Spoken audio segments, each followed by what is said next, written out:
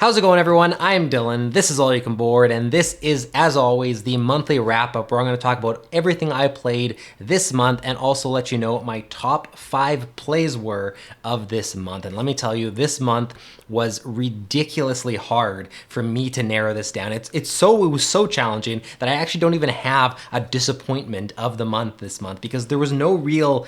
Like, out of all these games, obviously one of them would have to be my least enjoyed out of all of them, but I didn't actually have a bad time with any games this month, so I felt really weird, really bad just saying, oh, here's my disappointment because it ranks at the bottom of all these games. It didn't feel right. I'm not going to do it, but I will still give you my top 5 plays, and let me tell you, it was really difficult to narrow down what was number 1, what was number even 2, 3, 4, and 5. There were so many in contention. One of the ones that comes in at like number 6, I honestly thought was a shoo-in for one of the top 2 spots. And then as I started playing or continued to play so many great games, it just became evident that something was going to have to get bumped. So it was a great month for games on my end. Another cool fact, this is one of the last videos you're going to see in this studio. We're actually moving again, hopefully more permanent move happening on this one.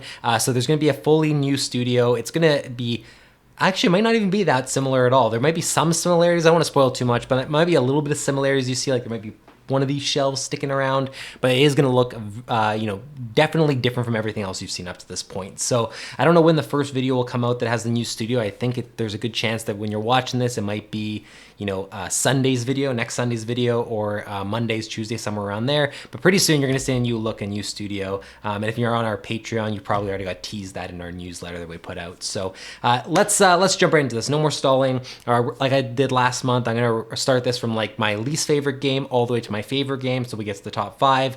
I've ranked them loosely up until the top 5, and then the top 5 is where I spent most of my time making sure I rank them appropriately. So first we're going to look at, I don't actually own, it wasn't my copy, and that is Harry Potter Hogwarts Battle. So this is actually a game that Carlo and I have been aware of for a while, and we know people who have played this game and have really enjoyed it. It's a deck building game and obviously a more approachable deck builder game, like family friendly for sure, but also just for someone who maybe hasn't experienced deck builders before, this would be an easier place to start for sure. So the reason this comes in at the bottom of my list is honestly just because there's a bunch of different modules in the box, and it's sort of tailored a little bit after the movies. And so you're going to start with number 1, and you're going to work your way through, and the game's going to become more difficult as you go. I played this twice this month, and one of them was on the very first campaign, one was the next one, and the first one is very introductory. So even though it was interesting to see the design and how they approached, making a deck builder accessible, for me, who's played a lot of deck building games,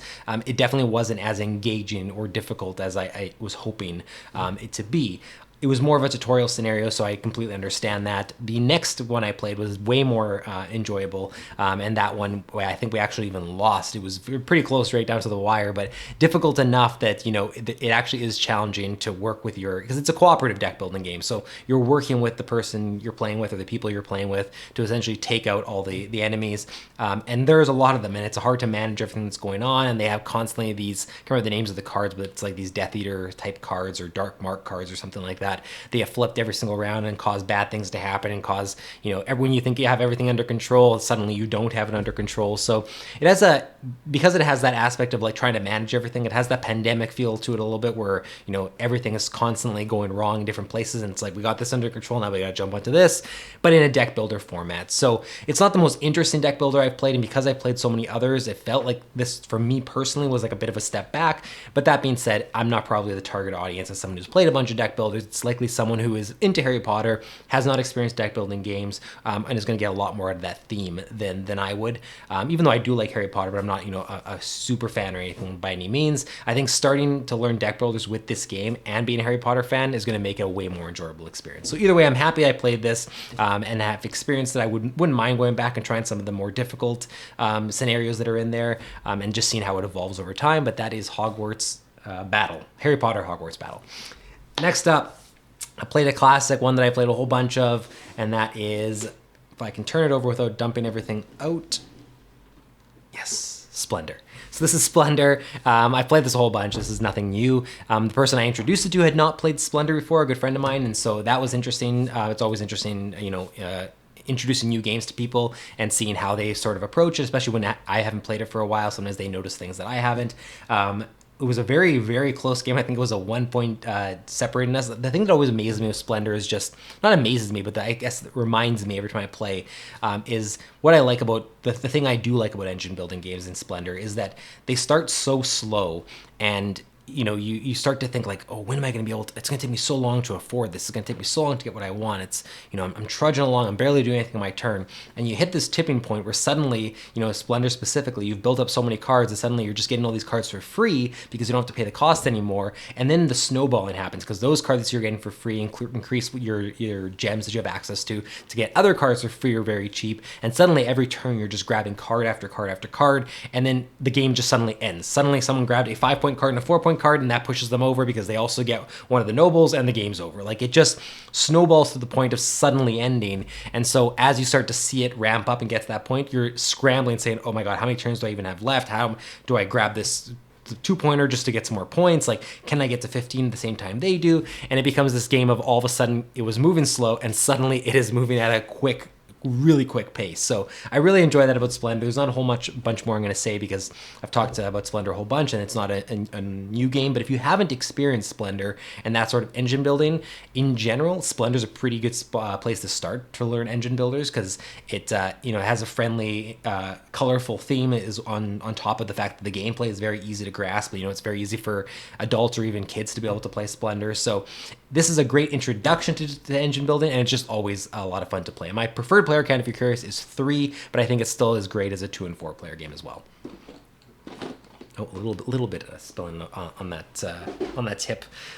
Next one we're going to talk about is a game I don't own, but I played finally for the first time in about, I don't even know. Honestly, I think I've played this game twice in the last, like, 15 years. And this was one of my favorite games growing up, and that is Malarky. So Malarky, if you're unfamiliar, it's kind of similar to Balderdash in many ways, in case that comparison helps you. But in Malarky, you're going to have these questions that are pretty vague in the sense that they're questions you may have asked yourself one time or another in day-to-day life, going, oh, why do we do that? So an example of one we got was when you use a fly swatter, how come a fly swatter has all the little holes in it? Why is that something that's on a fly swatter? And that might be something you know the answer to, but it might also be one of those questions where you're like, I don't really know. I might have a guess, but you're not really sure. You get a lot of these random questions like that, and everyone is going to have these cards shuffled up, and they're going to be dealt to you. One person is going to get the card that has the question and the actual answer on the back, and everyone else is going to get a card that just says bluff on it.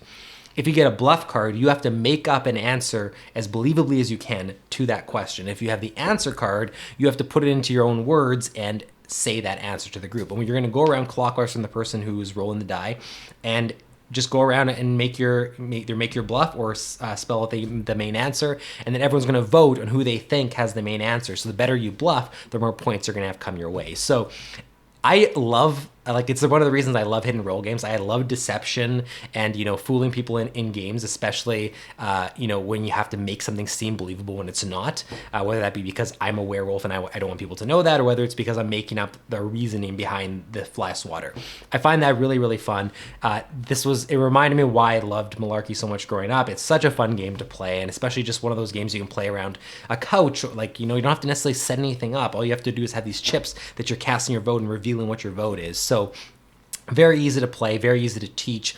Anyone can play. I know growing up, like, certain friends of mine would have a harder time making up lies, or then they would forget the little nuances, like if you have to go back and, you know, look at something to remember what the real answer is, suddenly we know you have the real answer because you did that.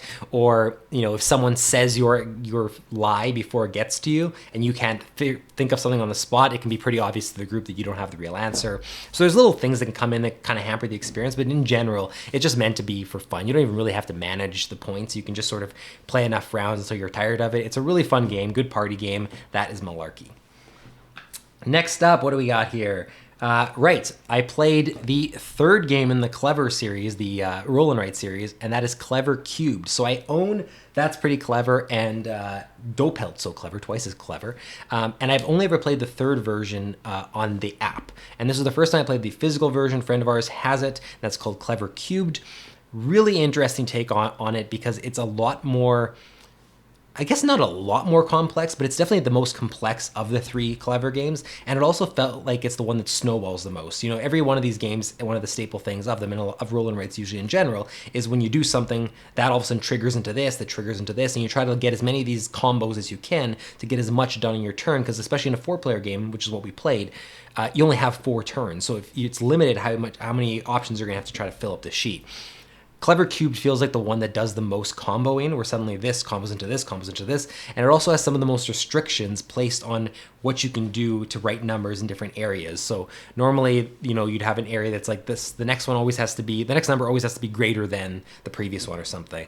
Whereas Clever Cubed has one where going right, it always has to be going ascending. Going left, it has to be descending, and it always has to be by 1 less number or 1 more number. So that's a lot more specific to try to get something in there than compared to some of the other ones we've seen in the past Clever games. So the scores are a lot higher in Clever Cubed, or at least they're generally more, higher than especially That's Pretty Clever, and even Twice as Clever. And that's sort of been you know, a common theme across the Clever games. The scores have elevated, I think, across them. You're getting higher scores depending if you played the first, second, or third one. I really like Clever Cubed. It's hard for me to say which of the 3 is my favorite. I think the first one, because I played it the most, tends to be the one I gravitate towards when I'm trying to beat high scores or play it. I think if I was, you know, really deciding objectively and looking at them, Twice as Clever is a really, really strong iteration of it. But I think if I played Clever Cubed enough times, more times, it might squeak over and be my favorite, just because that added complexity and difficulty and range in the scores means that every time I play, it's going to feel a little bit different. Whereas I found, like, for instance, on the first Clever game, it's different every time I play, but generally it's one of those games that it's not different enough when you have so many roll and writes in the genre, and especially when you have other versions of the cubed formula. So it's a really good version of it. If you haven't played any version, you can kind of start wherever you want, but I would say Clever Cubed is the most complex, so it might be the hardest place to start. I would almost recommend starting with That's Pretty Clever. You don't necessarily have to do them all in order. If your goal is to play Clever Cubed, I think even just playing the first one would help you accomplish that. And that being said, you can honestly start wherever, even if it's a little bit more complex. It's not like you're jumping into an experience that's double the complexity or anything like that. So very, very cool iteration of the game, one I'm really excited to come back to, and I just love the Cubed trilogy in general. I call it a trilogy. Maybe they're planning to make more games for it, but for now, we just have the 3. Next up, I played, I put this one really far. I'm gonna have to reach for this one. Oh my God. That is For Sale. I think I might have hit that table really hard. I can't remember if I featured this on another What I Played video. I might have, I just can't remember, but played For Sale in person for the first time in a while, it seems like, at a local pub that was hosting a game night. And it reminded me how much I love For Sale. There's so much to think about. For a game that has such simple mechanics, which is just, here's the properties available, you have this much money, make your bid. But you always have to outbid the previous bid, obviously. There is just so much consideration that's going on based on who starts the bid and when it's going to get around to you. Do you set the bid high to get someone out?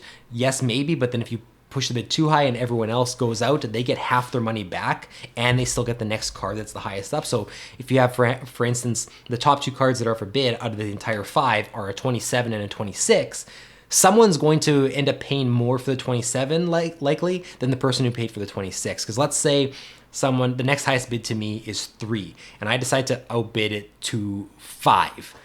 If I win on that, if everyone else backs out, the person who bid 3 is going to get half their money, rounded up, I believe. So I think they get one, I can't remember if they get 1 or 2 coins back, but regardless, they're going to pay 1 or 2 coins for the 26, and I'm paying my full 5 for the 27, which means that I'm now way behind how much money I have to compete on further bidding rounds.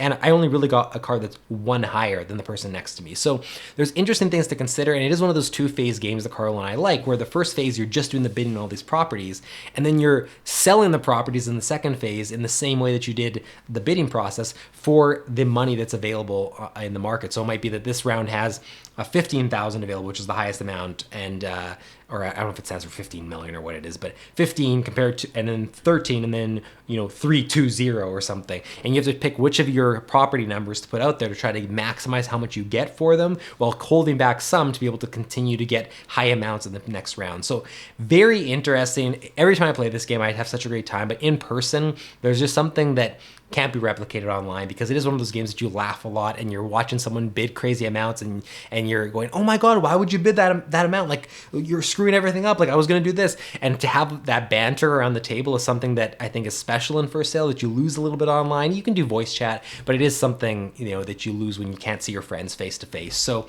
really happy I got to play For Sale again. If you haven't checked it out, I would highly recommend it. It is such a great game, For Sale.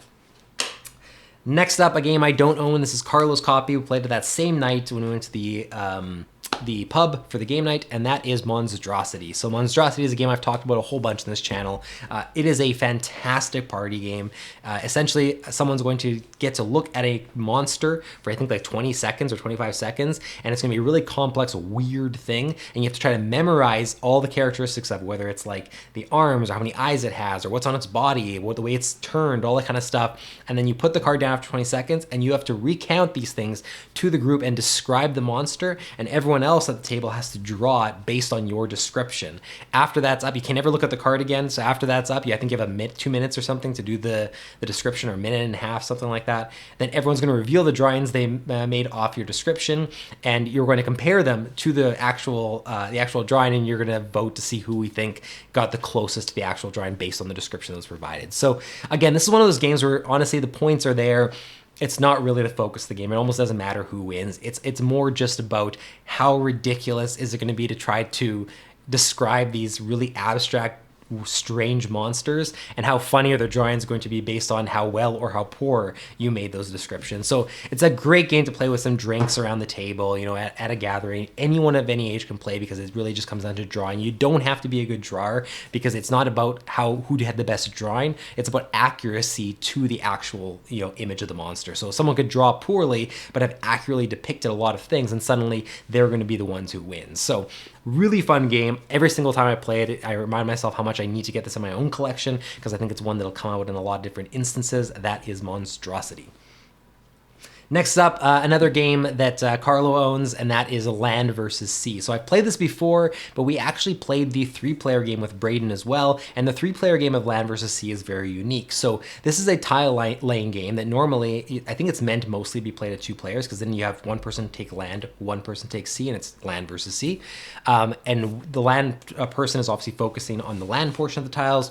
Sea person is focusing on the water portion of the tiles.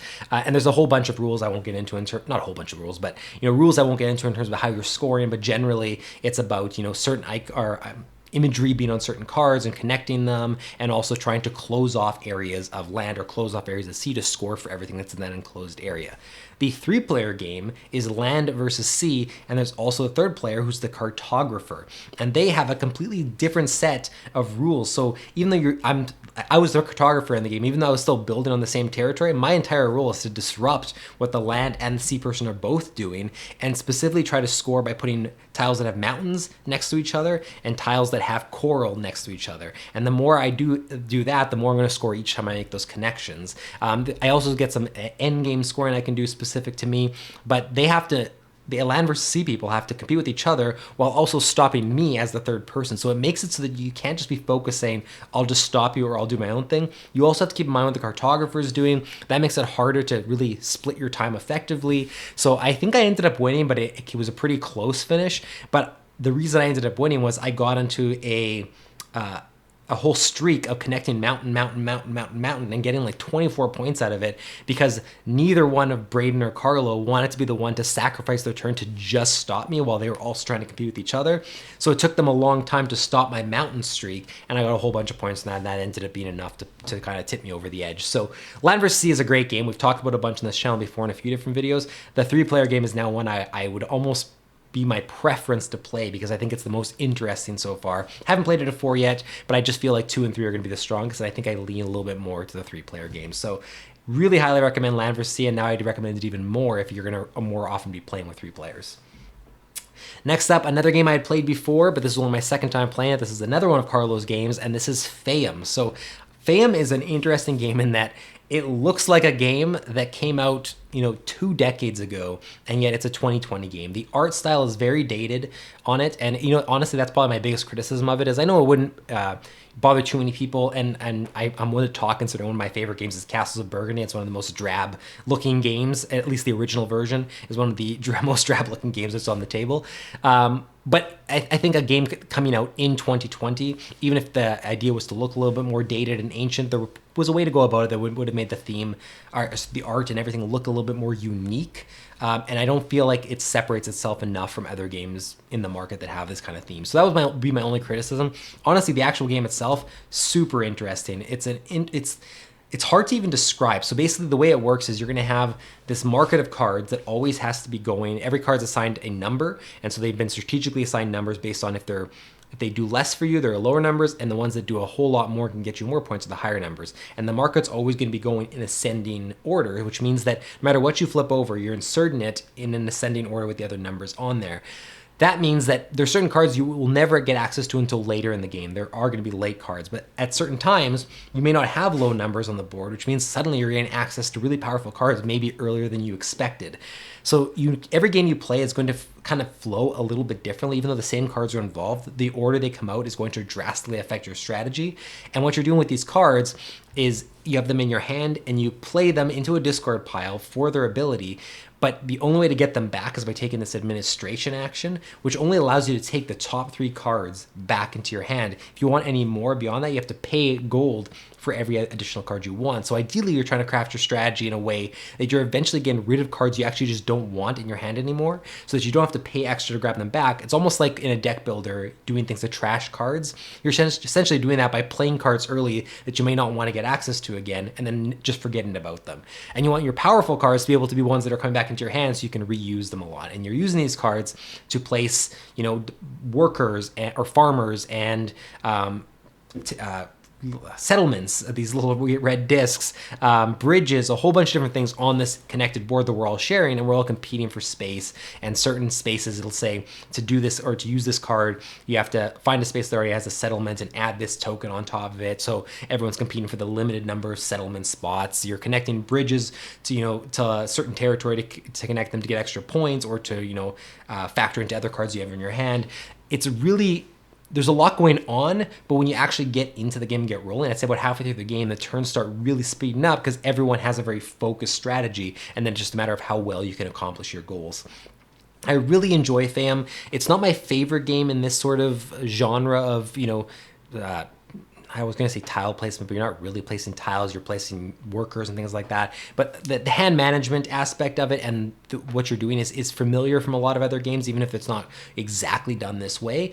And I really enjoy Faiyum. It's not one that I think I would own in my collection. I think just playing it in game nights at Carlos is probably enough for me personally. But it is one that I would be sad if I never played again. It is what I want to come back to. I want to experience other setups of the cards and see what order they come out in. I want to try different strategies. I've done different strategies each time I played, and each one, was good in different ways, but I want to see how many other strategies I can adopt or other ways I can find to score points that are effective. So it's a game I highly recommend if you like these games of sort of everyone competing on a main board while also having your own personal hand or, tableau, whatever the case may be in different games that you're affecting the board with. I think if that's something that you enjoy, you're probably going to find something to like in Faiyum, especially because it is a little bit different every time you play it.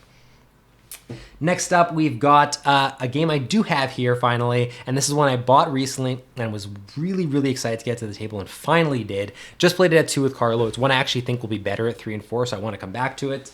And that is Rome by Ryan Lockett from Red Raven Games.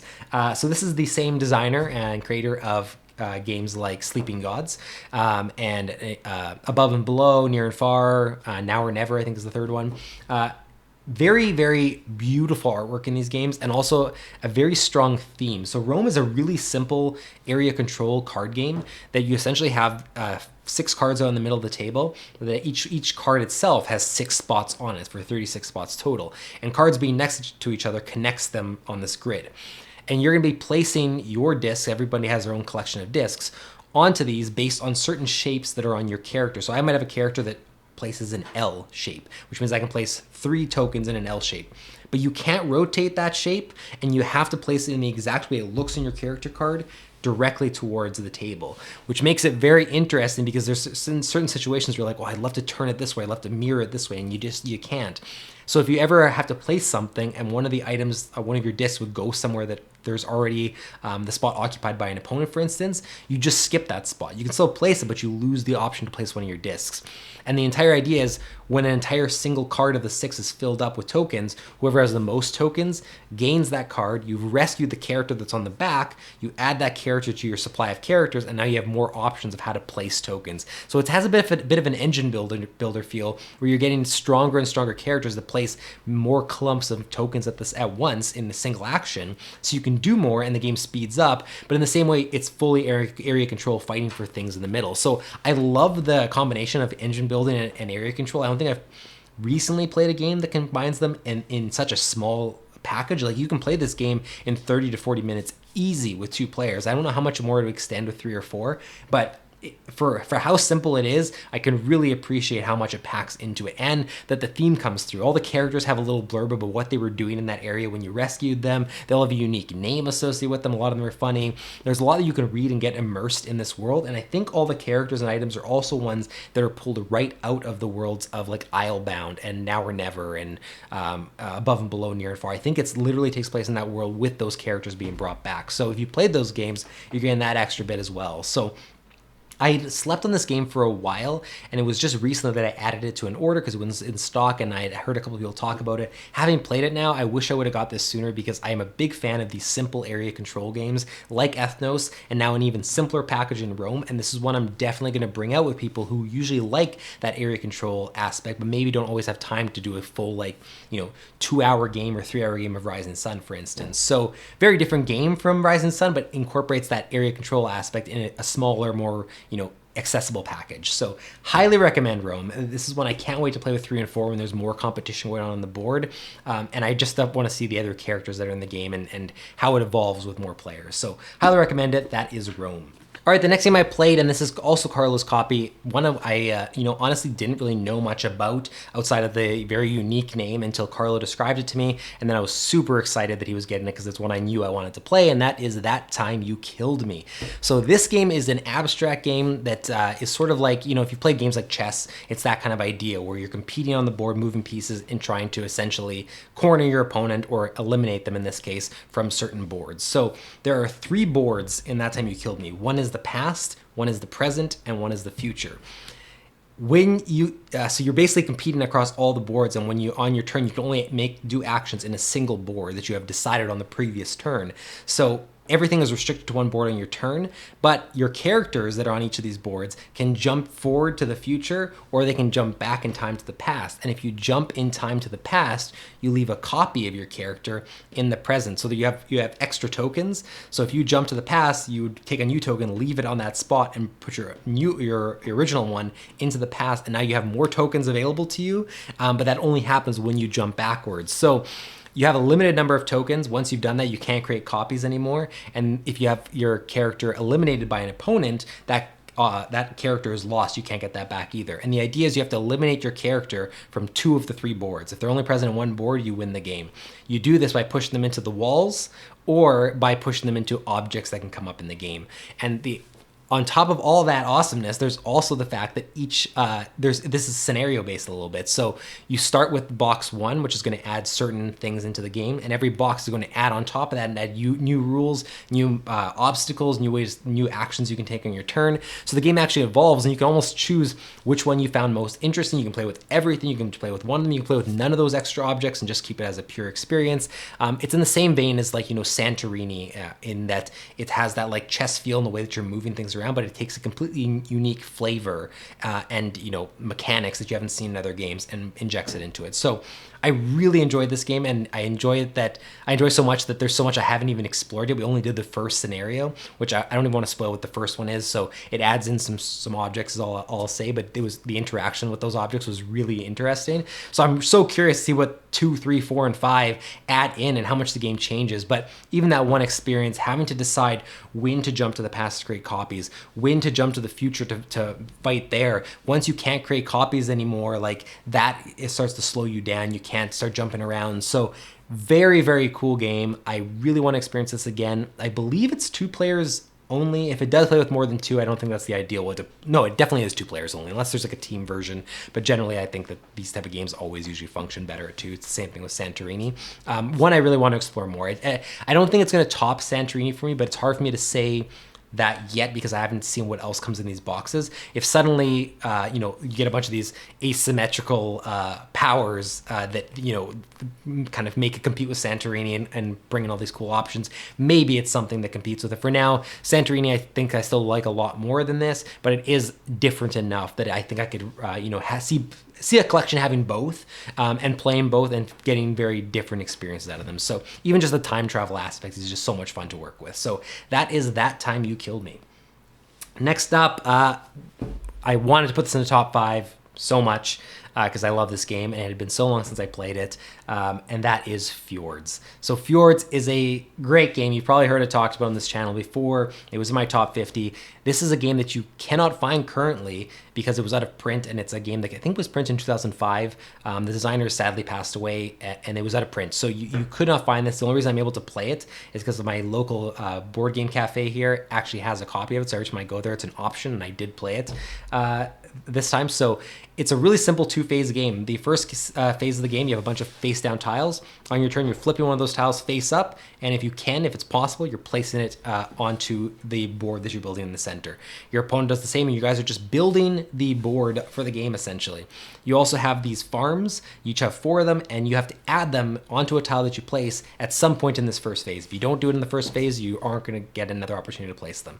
And the reason you're placing these farms is in the second phase, starting out from wherever your farms are, you're going to be putting colored discs in your color onto territory, specifically branching out from those farms into an area control game. Whoever places the most discs wins the game, essentially. I think you're supposed to play over 3 rounds, and whoever has the most discs placed out of the 3 rounds wins, but it's possible just to do it as a 1-round game as well.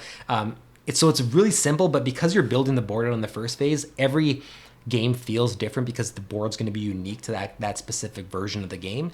And you're thinking so much in the future on where do I place my farms? And once I've placed them, I want to expand around my farm so I have more options of things to place. And then suddenly if my opponent jumps in and competes with me, now I have to think, okay, do I want to sacrifice competing for this area and focus my time on adding tiles over here to create a network that I can use over here? In the second phase where you're placing your disc, you're trying to cut off routes from your opponent so that you have access to something your opponent doesn't. So you can say, I can safely put discs on this, but I have to compete with them for this in the meantime. It's really hard to describe without actually seeing on the table, but it is such a simple game with so much going on, and those are the type of games I gravitate so much towards because you can always get them to the table. They don't take a lot of rules overhead to be able to teach someone who hasn't played before, and the strategy honestly isn't that hard to grasp. I think if you play, especially if you do a 3-round game, after the first round, you'll understand enough that the second and third round, you're going to perform much better. So I like they kind of bake that into the rules. This is getting a reprint that I'm actually expecting to get in the next couple months. So I am going to have my own copy of it. It has new artwork. It has some new gameplay mechanics added, and if you want to use them, you don't have to.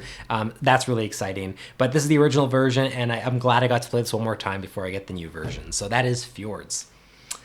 Next up, we have number 6. This is the game that just missed out on the top 5, and I honestly thought it was a shoe-in for the top 5 when I played it because it was such a ride, so much fun.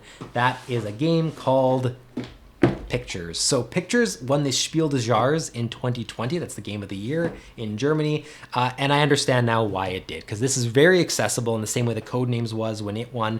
I think anyone can play this, and it has very little barrier to entry. There is barriers to entry, but I think because it's all visual based on basically the way it works is there's 16 photos in the middle of the table, and everyone's going to have been given one abstract object or a set of objects. You get building blocks, you can get 2 shoelaces, you can get river stones and sticks, you can get a deck of cards, and I can't even remember what the other one is. You get these colored cubes, and you have to pick 9 of them to fit into a 3x3 grid on this little picture frame. And what you have to do is you draw from a bag a token that's going to direct you secretly to one of the photos in the middle of the table. So it might say like B4, and you're going to go to B4, and that's your secret photo that you're having to recreate. And with your object, you have to recreate that photo. Everyone is going to have a different photo they've been assigned, and everyone's recreating theirs. And when you're done, on your piece of paper, you're going to look at everyone else's and try to guess which photo they were trying to recreate with their abstract objects, which is sometimes very, very difficult. And then you make your guesses, everyone reveals, and you get a point for everyone you guessed right. And if you created something that people were able to guess. You get a point for everyone who guessed yours. So it's, again, one of those games where the points are there. They don't really matter all that much. Recreating these photos with these abstract objects is so much fun and also really challenging. And sometimes it's amazing to see how creative people get with utilizing these objects. You can do whatever you want with them to create something. You just can't, like, use your hands to motion what you're trying to do. The objects have to speak for themselves. But especially, for instance, the colored cubes, you might get a photo that is full grassy field with one person standing in the middle with a red umbrella, and you can now, with your colored cubes, put a single red cube in the middle and put like some green and gray or green and brown around to simulate the field. And that's such an effective, amazing way to sell that idea, that photo, that it's just cool to see people come up with these ideas. And it's so much fun to try to figure out the hard ones. How am I gonna possibly communicate this abstract sky photo using just rocks and sticks? Like, how do I do this? And to come up with something that communicates to people is so satisfying that it's a game I want to come back to over and over and over again to play. I'm so glad I have this in my collection. It plays up to 5. At any player count, I think it works, because I think it's 3 to 5 only, but any of those player counts work because the way it works is everyone gets a turn with every object. So you never have like one of the objects left out where it's like, oh, I didn't have to use the hard one, so I had an easier time, whatever. Like, everyone's gonna have to use one of the objects or each of the objects once, and it's varied every time because there's so many photos in the box that every time you could have, even if you have the same photo, you might have to recreate it with a different object. So very interesting game. I'd highly recommend checking it out if you haven't. That is called Pictures. And now we're into the top 5. So these are the top 5 plays of the month. It was, like I said, really grueling to pick these this time. The number 5 game that we're gonna talk about is Founders of Teotihuacan. So this is a follow-up to Teotihuacan. It's a very different game. I shouldn't say very different, but generally pretty different. Founders was the original Teotihuacan was a game using dice workers, and you're basically moving around this rondel onto different action spaces as like a worker placement and taking actions to accomplish a bunch of stuff. Founders is a tile placement game using polyomino style tiles, but it has polyomino. It would be considered having a polyomino mechanism, but it's not really a polyomino game because you're not placing enough tiles to really have to worry about completing everything. But they are polyomino tiles. And you're basically having to place tiles into 4 different districts on your board, and you can only ever play onto the 2 districts that your worker is facing. So every one of your turns, you're only going to be limited to 2 of your 4 districts, which makes it really challenging. You might want to buy something to place it, but you can't currently place it where it's ideal. And if you don't buy it now and place it, by the time it gets back to you, someone may have already bought it and placed it in theirs, and you no longer have access to that because it's very limited what's available in the market to buy. So you're taking actions to take new tiles from the market and add them into your entire player board, into all these areas. You're also building up the temple in the middle, and at the end of the game, the way it scores is every single tile that's in the middle of a certain color, whatever district it is in, or if it's in 2 different districts, you're going to multiply that. So if I say 1 green tile facing district 1, that 1 green tile is going to score 2 points for every green palace, I think it is, or green tile that I've placed in District 1, if that temple tile's on the bottom row. If that temple tile's on the top row, it's going to score 3 points for every green tile in that district. So to try to manage all your colors on very limited turns in a 3-player game, I think how many rounds? I think it's only 3 rounds in a 3-player game, which means it's so limited. Like, you do not fill up every spot of your board. You do not complete your temple very easily, or at all generally. And you just have to try to place things as strategically as possible. You're also having to collect resources to be able to buy things from the market. You collect resources by playing tiles into your districts of certain colors, and those will produce resources around them that you then have to use to spend to buy things. I think all of us were pretty surprised. When it comes to the follow-up games or sequel games, it's very easy sometimes for companies to sort of cash in on a popular game, whether it's by saying, here's a roll and write version, or here's a sequel, but it's pretty much the same game with just new cards, or whatever the case may be. It's very easy to just say, let's keep this card going. Like, it's a popular game, let's keep producing for it. Founders of Teotihuacan takes that formula or some of the thematics and some of the aspects of the original, but it's a new designer working on it, and it is a completely different style of game, and it works. It doesn't feel like a cash-in. There's a lot of interesting things going on, and it is a tight game. Like, you do not get everything done, and every decision matters, and I really appreciate games like that. So I've only played this the one time. I'm really, really excited to come back to it and play it more. I'm going to be doing that very, very shortly, likely right after the move, exploring it at 2 players and seeing how it functions and at 4 players, and then I'll probably be bringing some sort of, whether it's review content or how to play content, something will be coming to the channel for it, so keep your eyes peeled. That is Founders of Teotihuacan, number 5. All right, number 4, a game I don't have, but I finally played. Many people have been clamoring for us to finally play this game, and that is Root. So Root is not a new game, but we are very late to the party with Root. We actually played Oath before we played Root, and it's funny because now having played Root, there's times where we're going, hey, that's like from Oath, and we're like, well, actually, I guess in Oath, that was like from Root. We're understanding a little bit better. So Root is a very interesting area control game where every single faction is completely asynchronous. They have their own style of play, and they have their own way of scoring points. They have their own pitfalls and detriments and positives and extra abilities. So every time you play, if you play with a different faction, it's a drastically different game. So the challenging thing with Root is that if it's your first time playing, you're not just learning your faction how to play it. On some level, you need to understand everyone's faction to know how to combat them and what exactly they're going to do, so that you can stop them sometimes. If you just let them do whatever they need to do, they're gonna win. So you're never gonna, I think, in a first game, understand every faction that's not yours as perfectly as you would like, but you definitely have to have some sort of semblance of understanding. So I will say that in the first few rounds of Root, it was very, very challenging. I was playing one of the more complex, I can't remember the name of the faction, but it was the Flying Birds, the blue character. I was playing them, and as a first time playing, I found it very challenging to figure out how I was going to get the most points possible and stop what was happening with the orange cats, and also trying to keep in mind, what is it that the green faction's doing again? I'm just using the colors now because I'm really bad at names. But what is it that the green faction is doing again? What is the little raccoon character, the vagabond? What are they doing? They only have one character on the map. Like, should I be worried about them? So there's a lot to keep track of. In my class, I played wrong the first couple. Not played wrong. Like, I played the right rules, but I definitely didn't play them strategically in an effective way. In those first few rounds, I had a huge setback early on, and I had to sort of regroup. But it is a game that has these ups and downs for most of the factions. So we had Carlo running away with it with the orange cats for so long, only to suddenly be on the back foot and looking like they were not going to win at all. And I'm catching up, and I take a new card that gives me a new victory condition. I have a new way to win, and suddenly the scores are getting a lot narrower and closer.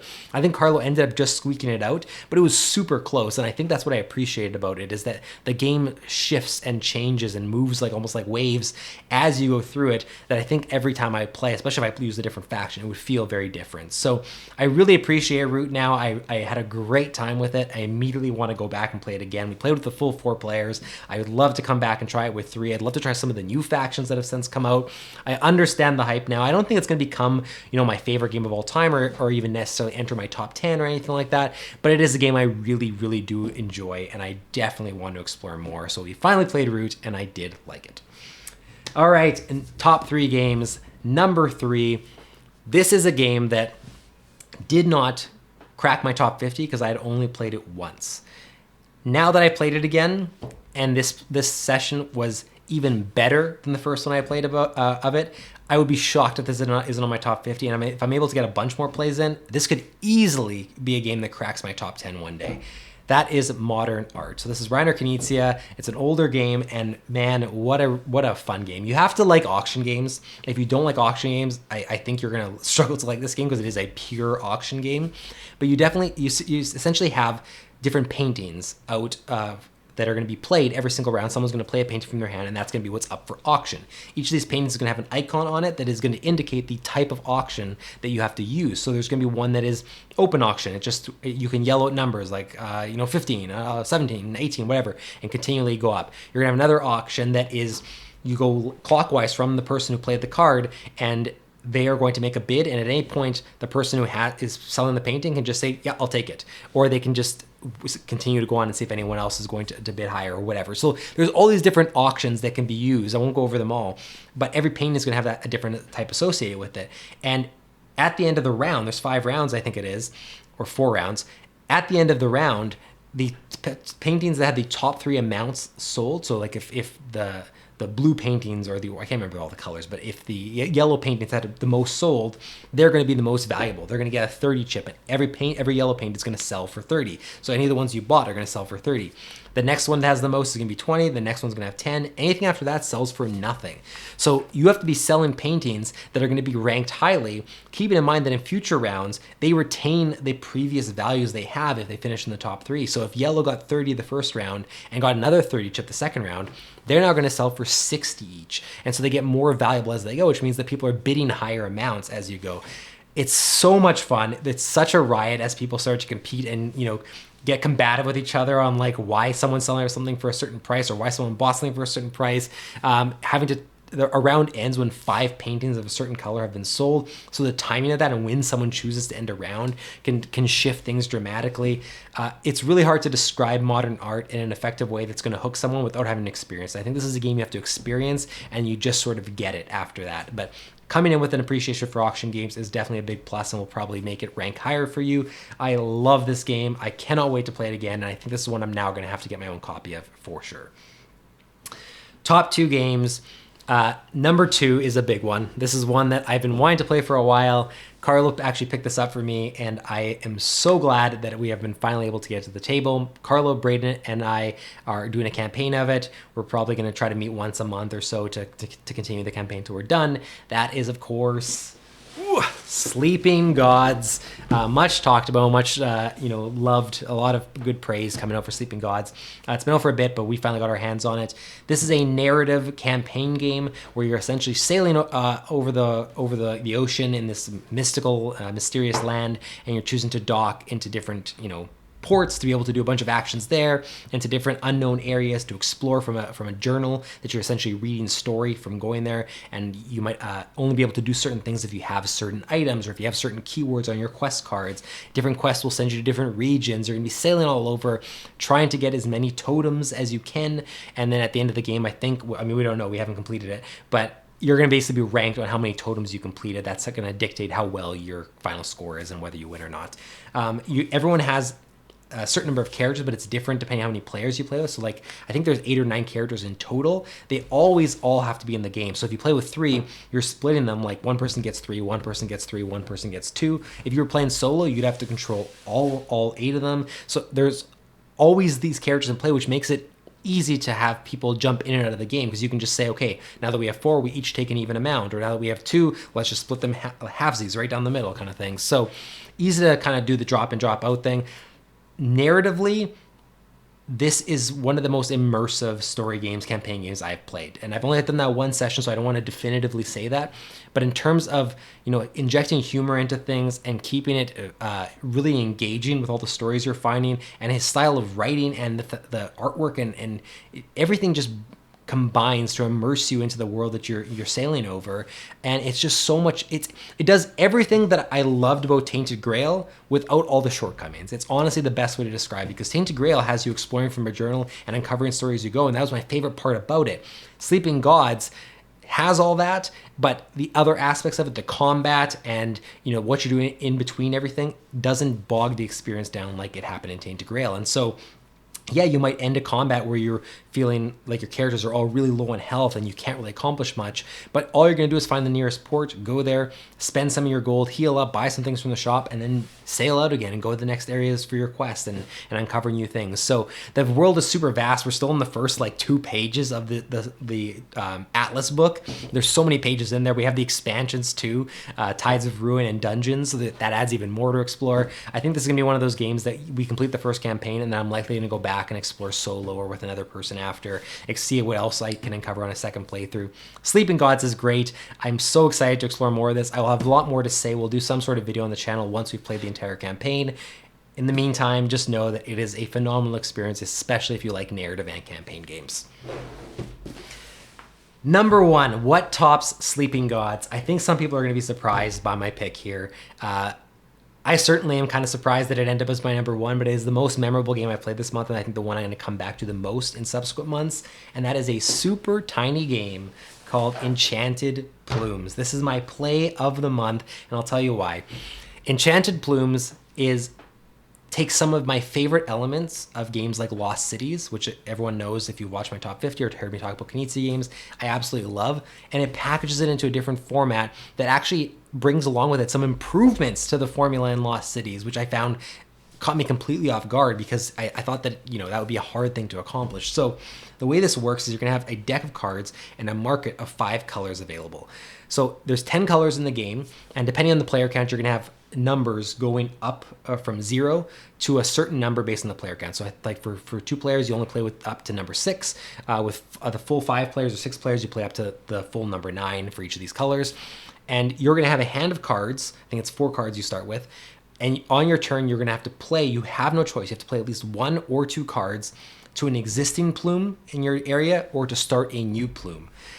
After that, you're going to replenish from the market. You have to either draw from the top of the deck or from the open market you can take, but you have to replace from your hand. You can't just draw from the market. So if something from the market you want, you got to give something to the market that someone else is going to grab from. That's sort of like the Lost Cities element. You're always going to want something, and you have to decide, what am I willing to give up that someone else I can see might need, but I really want something, so I have to kind of make that decision. What do I hold in my hand just to keep from them? The plumes, you play them essentially in like an upside down pyramid. So the top row can be as long as you want. You can keep building on horizontally until you want to stop. But as soon as you play a card onto the next row of the pyramid going down, you've locked in your top row. You can't play in the top row anymore. And your entire top row is negative points. So whatever number is listed on it is going to score you negative points. Everything below that, though, will be positive points. So you have to make sure you're keeping low numbers on the top row, or if you have to put a couple of high numbers in there, you're gonna have to make sure you can offset them with the other numbers you're building down to.